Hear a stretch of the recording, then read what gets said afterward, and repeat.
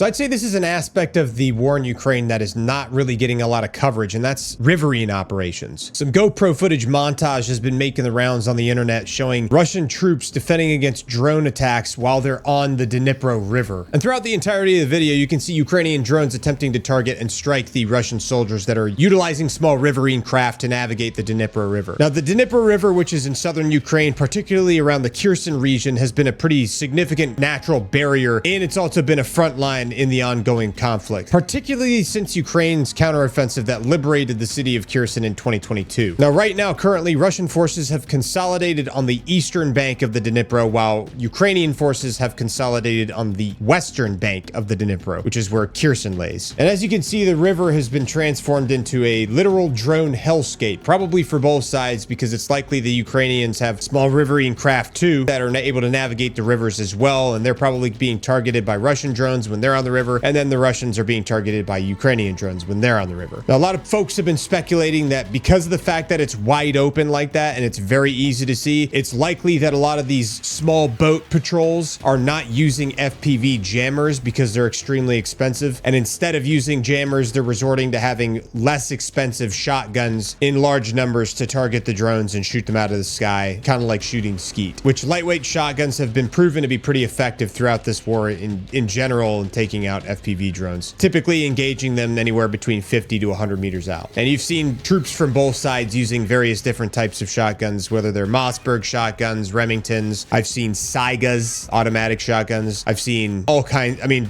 everybody's seen tons of different manufacturers of shotguns.